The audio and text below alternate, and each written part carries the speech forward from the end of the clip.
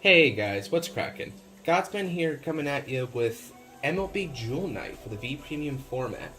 Right off the bat, I'm going to make a point to say that there are some indeed new Jewel Knights that were revealed in Client Collection Volume 3, but after some testing, I found them to not really be that great in VMLB.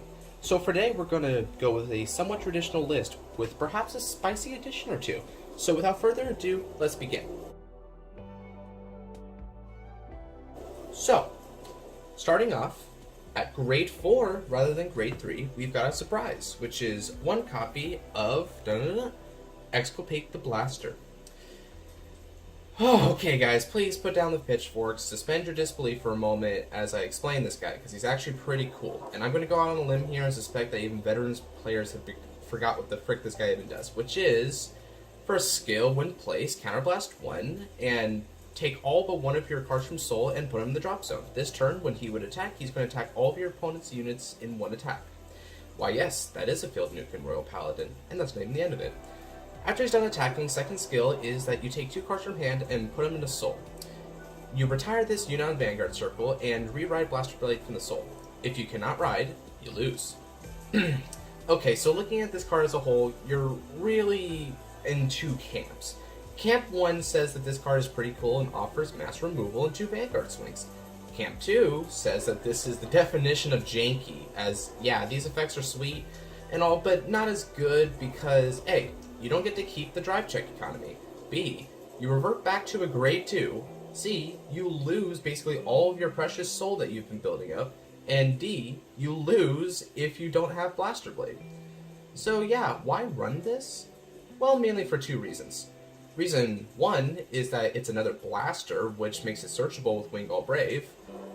Reason 2 is that this crap is one hell of a surprise option to throw at the opponent. Nobody is going to see this dude coming, especially since field wiping isn't really a Royal Paladin thing, so they can get punished hard for investing on the field. One benefit in disguise is that while his effect may seem to go against the MLB playstyle as you're clearing out your own soul, the fact that Exculpate puts 2 cards from hand into Soul afterwards can give you back your 2 blasters. On top of that, reverting back to a grade 2 means that you can in fact ride back up to MLB later.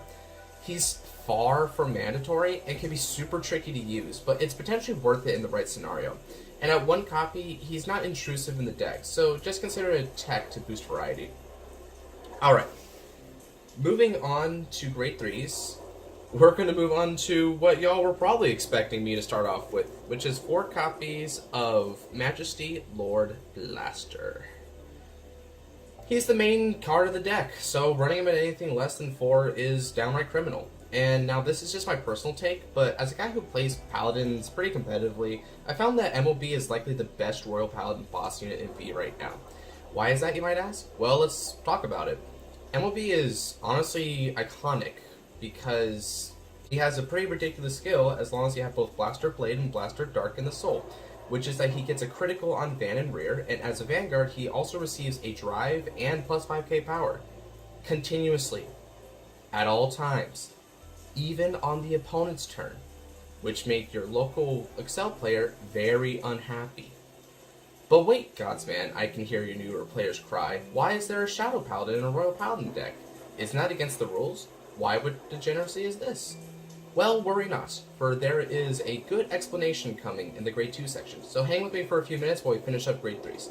So anyway, MLB has another skill, which is to suck up 2 rearguards into Soul when he attacks to get 2, count them, 2 force markers.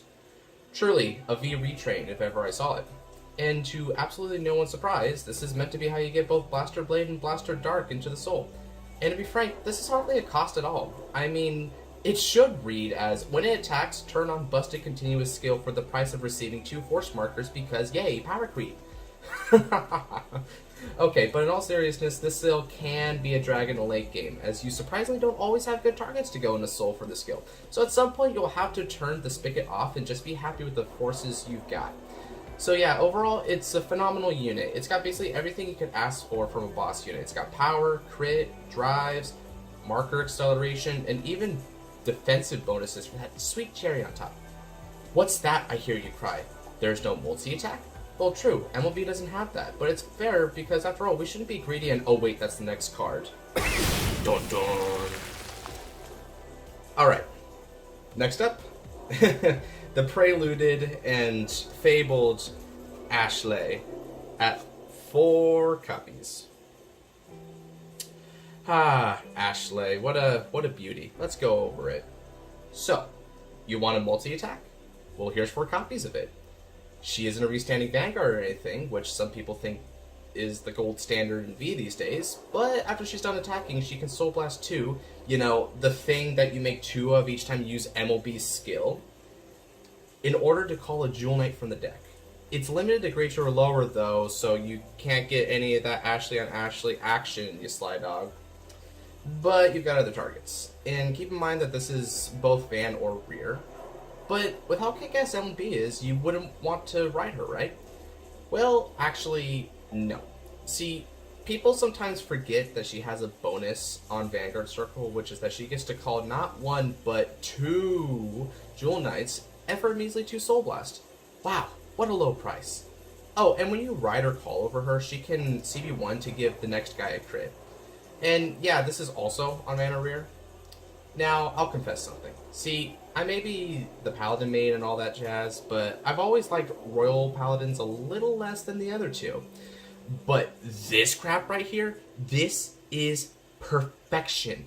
She's powerful, fast, economically manageable, and above all else, supremely splashable.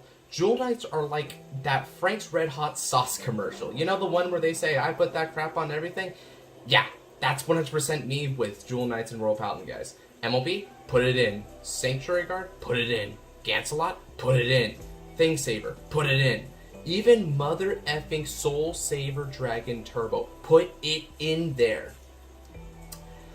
Okay, so please, excuse me for unironically shouting put it in 5 times. There's absolutely nothing suggestive about that, especially with regards to this fine lady. Come on, guys, we're all adults here. Oh, and did I mention that she looks absolutely fabulous? Alright, time for grade 2s. And let's start out with the Wonder Duo themselves. We've got 3 copies of both Blaster Blade and Blaster Dark. Now, I toiled with the ratios of these guys and came to the conclusion that this was correct. 3 of each is just right because you see them just enough while not having so much that they cramp your style. Now, while these guys do have effects, they're not revolutionary or anything. They're both similar but have nuanced differences, which is kind of the theme. They both retire an opponent's rear. Blades is more expensive, but you choose, whereas Darks is cheaper, but the opponent chooses. The second skill for them is van only, but whereas Blade gets the crit if you've got 4 or more rears, Dark gets a drive if your opponent has none. Pretty much parallels of each other, except this Blaster Dark in particular has a third skill, which treats it as a Royal Paladin. So there's your answer to why he's allowed in the deck. Oh, and please note, you can only run a Blaster Dark with this skill. Any other Blaster Darks are technically invalid in the deck. It's nitpicky as hell, but hey, them's the works. I'd say Blade's Retire is better, but Dark's Van skill is better, which makes him a better ride target in my opinion. Note, though, that Blade's crit probably won't come up on grade 2 since having 4 or more rears is pretty high for a grade 2 turn. But it is relevant when you ride him off Exculpate, which is a thing. So yeah, these skills are neat. But really, we run them because we have to, not because we want to. Alright, next up. 4 copies of Laile. Laile? I'm going to call her Laile. This is usually what you call off of Ashlei, and for good reason. She's a 15k attacker that recycles a normal unit from the drop zone to the deck in order to soul charge on attack. The soul charge is sweet, of course, but putting back a card is actually super important because it includes herself. This essentially makes her an infinite target off of Ashlei's skill. She also has a skill when placed over, as is tradition in Jewel Knights, which is a 10k power buff to the next guy. This not only makes her a good ride target, but this actually lets her combo off of herself. As, let's go over this, you attack with her, Then you attack with the one and only Ashlei. Ashlei is going to call a new Laile over the old. The new one is going to get 10k. Then the new one is going to swing, which will put back the old Laile as part of the cost and give you a new soul charge on top of that. Which, that soul charge is relevant because you Soul Blast 2 for Ashlei. So, it's all just peachy. She's a perpetual motion machine, and I can't go with anything less than 4 for her. Laile is fantastic. Well, Laile, not sure yet. Okay, next up, we've got 2 copies of my boy, Livarot. Not really much to say here. He's honestly one of the best generic support cards that Royal Paladin has alongside Jewel Knights. Counterblast 1 in order to call any grade 2 from deck. Blaster Blade, Blaster Dark. Oh, but you don't have any Counterblast? Well, hey, you can pay it with a Soul Blast instead. Absolutely amazing. I'd run more, but grade 2s are in large supply, so I had to make space. But feel free to make space yourselves if you'd like, because he's the real deal. Final grade 2 is going to be 2 copies of the order card, Wind, Light, and Darkness Intersects. So for the new players who are unfamiliar with order cards, they're basically spells from Yu-Gi-Oh! Or most other TCGs for that matter. And while most orders in V are generic, this one is purely MLB support. Simply put, it fetches your pieces. If you've got Blaster Blade, then you get to grab yourself a Blaster Dark. If you've got Blaster Dark, you get Blaster Blade. If you've got both of the gentlemen out here on the field, keep in mind Vanguard, you get MLB from the deck. No cost, no other conditions. As simple as that. Honestly, the only thing holding this back from being a straight up 4 of staple in my eyes is that it's not a unit, so you cannot attack nor defend with it at all, which makes it fairly inconvenient in the hand at times. Still though, I'd recommend running at least 1 or 2 because this is straight consistency, folks.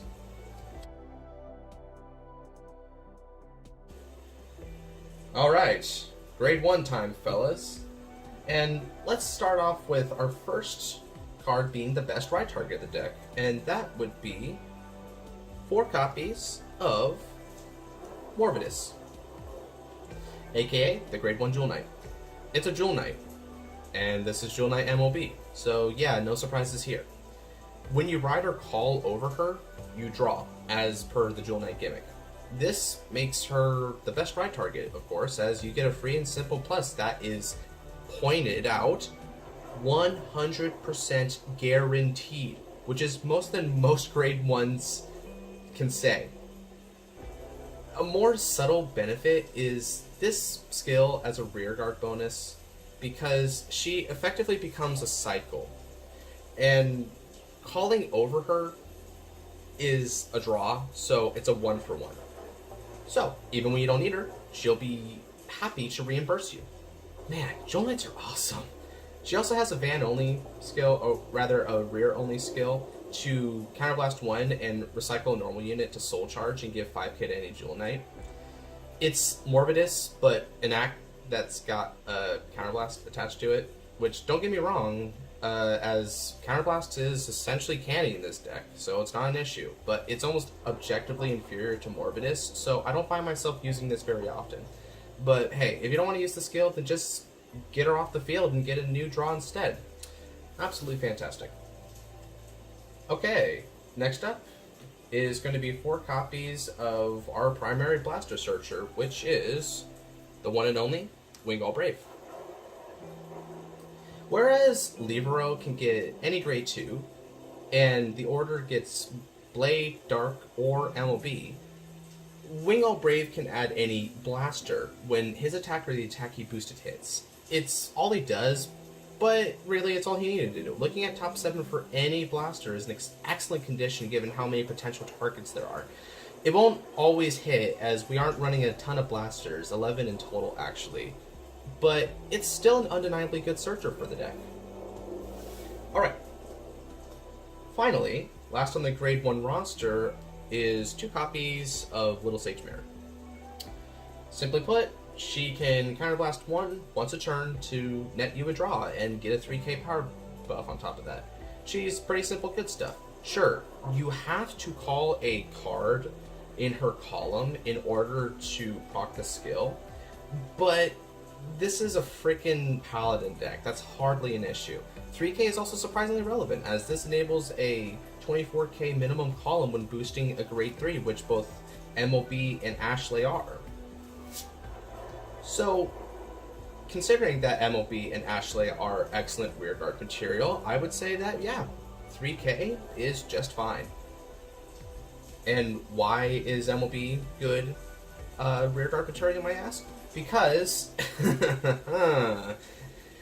his skill lets him keep the crit even on rearguard, whereas the 5k and the driver only exclusive for Vanguard Circle. He's honestly Blaster Jesus.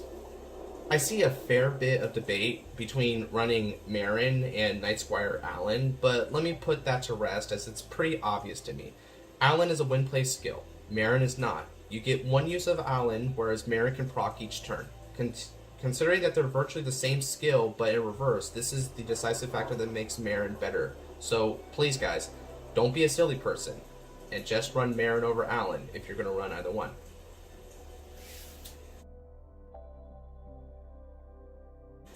Okay, time for triggers. So, starting off with, we've got 4 copies of Draw PG. This is self-explanatory, I feel. I feel that unless you're playing a Protect deck or something hyper-aggressive, PGs are the default over Crit Sentinels. Okay, moving on. I'm running 8 crits. Nothing to say here. All standard stuff. Finally, I'm running 4 regular heals. Okay, so for my returning viewers, this might be strange, as I'm generally a fervent backer of Heal Guardians. That said, MLB is a different beast entirely. The deck is inherently defensive due to the 5k boosts, so your numbers change with regards to defending.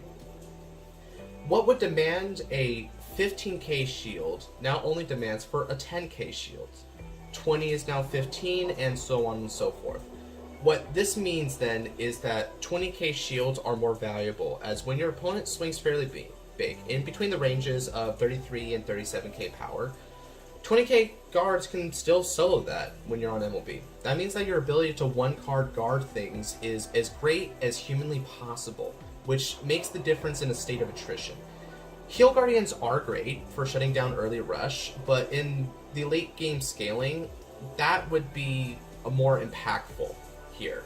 So yeah, I would say that hand advantage isn't always plentiful for MLB, which means that having one-card guards available to you in multiple different ranges of attacks makes the 20k shield more valuable overall.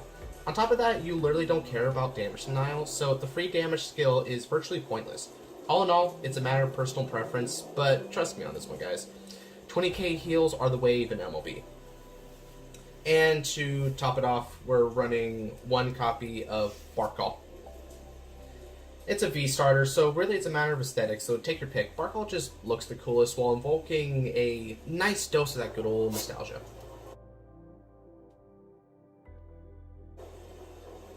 Alright, so let's talk about the winning image. So, I'm just going to go ahead and put out good old MLB and Ashlei out here, as they're going to be the 2 main plow horses here. They're going to be the 2 main dudes.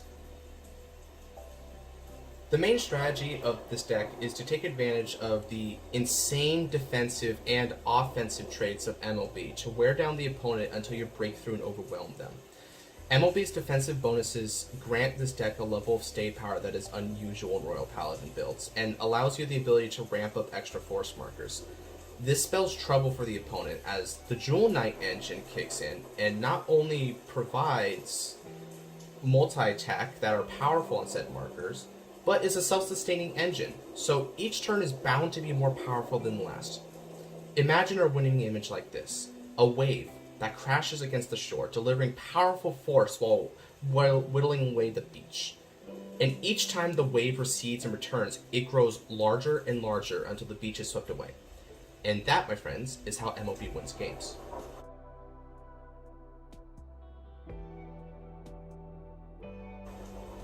Okay, fellas, so to finish off, let's go over the strengths and weaknesses of the deck and rate it. Before we do, I want to give a quick note that I didn't include a combo section, as there isn't really too much to be said about MLB attack patterns. So for the sake of time and efficiency, I've axed that. Interestingly enough, however, I will be mentioning some basic principles of attack patterns in this section, as they do color some elements of the deck. So for strengths, I'd say this deck has a pretty unique balance of defense and offense. There are threatening pushes that it can provide quickly thanks to Ashlei, but MLB can chill out for a while if the game state demands it. The defense in particular makes MLB the boogeyman of Excel clans, since a base of 18k power can shut them down. And let's be real, when you have a good matchup with literally a near third of all clans in the game, I'd call that a plus. Late game scaling is also highlighted the deck, thanks to, once again, the Jewel Knight engine, which constantly reveals itself with fresh attacks and soul each turn. And given that more and more markers are being generated with multiple rearguard attacks on them, thanks to Ashlei calling more Jewel Knights, MLB can keep up the pressure far better than most decks turn after turn. There are some downsides to MLB though. For one thing, while his defensive skill is godly against some flimsy Excel clans, it makes very little difference against most Force decks. Because of this, MLB tends to be a matchup dependent and, competitively speaking, format dependent card. If small multi-attack from Excel clans and whatnot is the meta, then MLB is going to have a field day. But in a meta where big numbers are favored over mass multi-attack, this deck is going to struggle, frankly. To add to this, as stated previously, sucking up 2 rear guards each turn can be hard to sustain. Generally, this combined with a higher than average grade 2 count leads to me having to call down grade 2s in the back row just to be sucked in as fodder. They don't even get to participate in battle, as sad as that sounds.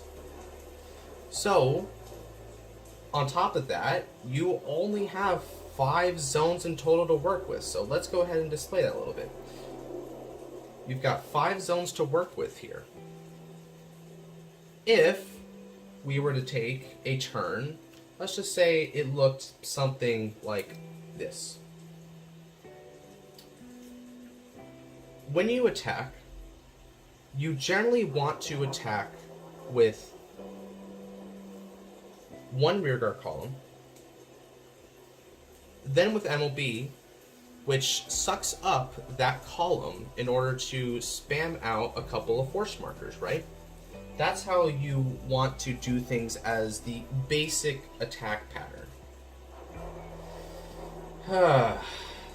The other column then will swing, usually boosted by extra force markers. So here, let's go ahead and give some force markers to exemplify this. I'm, perhaps as a token from last time, I'm going to go ahead and use some Shadow Paladin force markers for this one. So, you've got your basic force marker, which you can give to, let's just say, the Vanguard, as generally he only really needs 1 because afterwards his pressure is going to be quite high from there on out. So let's say you just gave 2 over to Ashlei. She's swinging pretty big, and then with her skill, she's going to be able to call another Jewel Knight from the deck by Soul Blasting 2 afterwards. This is all really great stuff. But it demands that your first column here was actually good fodder. Attacking with MLB first hurts, as you're going to have to suck up 2 rear guards regardless, unless you don't want to activate the skill, of course, but generally you want to activate the skill. So you're going to have to suck up 2 rear guards regardless. So in a situation where you have some pretty awkward columns, then sure, but otherwise attack with MLB first is a no-go.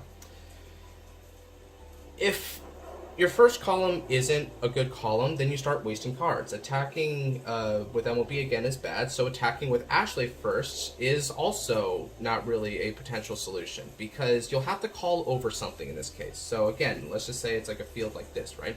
If you swing with Ashlei first instead, then what happens is Ashlei would presumably want to use her effect, because otherwise you're wasting her effect. So you Soul Blast 2, but you've got full rear guard, so you're going to be calling over something. Sure.